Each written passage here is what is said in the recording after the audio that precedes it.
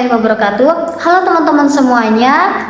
Seperti biasa, di sini saya akan menjelaskan learning journal ke-10 pada mata kuliah Public Speaking pertemuan ke-11. Nah, seperti biasa, diawali dengan dosen menunjuk 4 orang mahasiswa untuk melakukan public speaking dengan gayanya masing-masing. Nah, di situ yang ditunjuk itu ada Najla, Aida, Haikal, dan juga Sulha.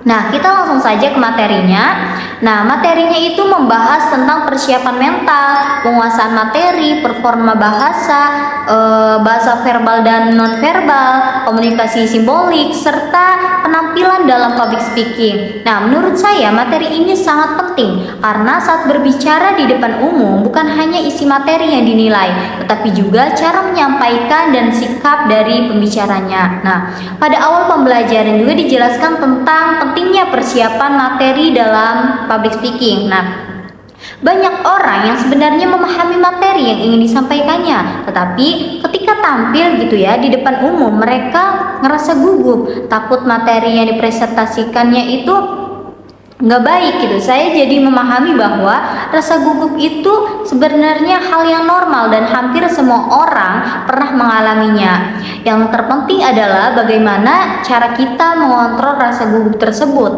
agar tidak mengganggu saat berbicara di depan audiens. Nah, ada beberapa cara juga yang dijelaskan untuk mengurangi rasa gugup, salah satunya dengan afirmasi positif. Nah, misalnya dengan mengatakan kepada diri sendiri itu saya bisa atau saya mampu melakukannya. Nah, menurut saya cara ini sederhana ini cukup untuk membantu meningkatkan rasa percaya diri kita sebelum tampil gitu. Nah, selain itu dijelaskan juga pentingnya latihan secara rutin. Semakin sering seseorang itu berlatih berbicara, maka akan semakin terbiasa dan rasa gugup juga perlahan akan berkurang.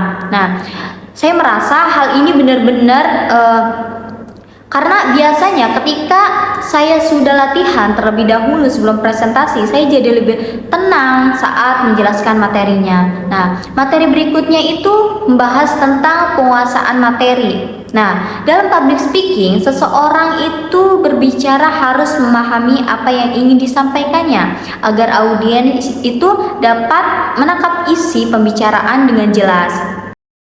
Nah, selanjutnya dijelaskan juga bahwa ada beberapa langkah untuk mempersiapkan materi, seperti menentukan judul, menyusun ide materi, memilih poin-poin penting, membuat kerangka berbicara, dan juga melakukan latihan. Nah, dari sini saya belajar bahwa public speaking ini bukan hanya tentang keberanian berbicara, tetapi juga tentang persiapan yang matang. Nah, jika materi sudah dipahami dengan baik, maka pembicara akan lebih percaya diri saat tampil. Nah, selanjutnya itu materinya membahas tentang performa bahasa dalam public speaking. Nah, performa bahasa ini berkaitan dengan bagaimana seseorang itu menggunakan bahasa yang baik dan efektif saat berbicara. Nah, pemilihan kata, susunan kalimat, dan cara menyampaikan sangat mempengaruhi apakah audiens itu dapat memahami pesan yang disampaikan atau tidak gitu.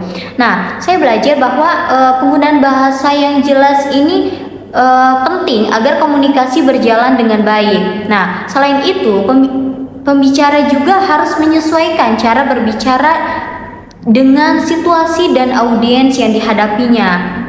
Nah, kemudian di materi itu juga dijelaskan juga tentang bahasa verbal dalam public speaking. Nah, bahasa verbal ini tidak hanya tentang kata-kata yang digunakan, tetapi juga tentang cara menyampaikan pesan, intonasi, volume suara, dan ritme berbicara. Dari materi ini saya memahami bahwa suara yang terlalu pelan itu dapat membuat audiens itu sulit fokus, sedangkan intonasi yang monoton gitu bisa membuat pendengar itu cepat bosan. Nah, karena itu seseorang public speaker itu harus mampu mengatur suara dengan baik agar audiens itu tetap tertarik mendengarkannya. Selain itu ada bahasa verbal, ada juga yang membahas non-verbal yang memiliki pengaruh besar dalam public speaking. Nah, bahasa non-verbal ini meliputi kontak mata, ekspresi wajah, gerakan tangan, dan postur tubuh gitu.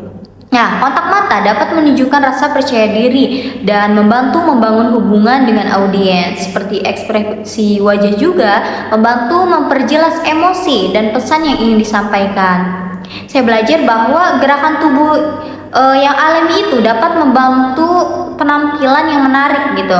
Nah, sedangkan gerakan yang berlebih justru bisa mengganggu perhatian audiens.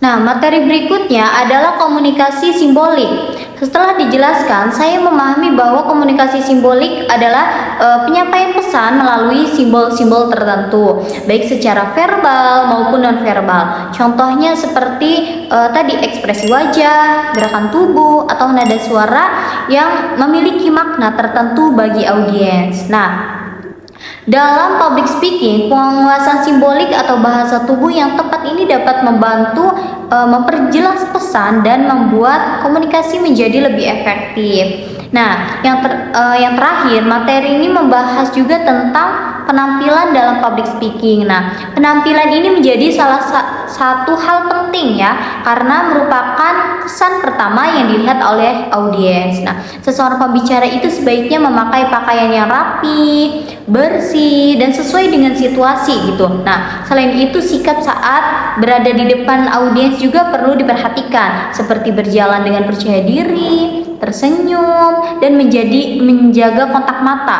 dan berdiri juga dengan posisi yang nyaman. Nah, menurut saya penampilan yang baik itu dapat meningkatkan rasa percaya diri pembicara gitu, sekaligus membuat audiens itu lebih tertarik untuk mendengarkan.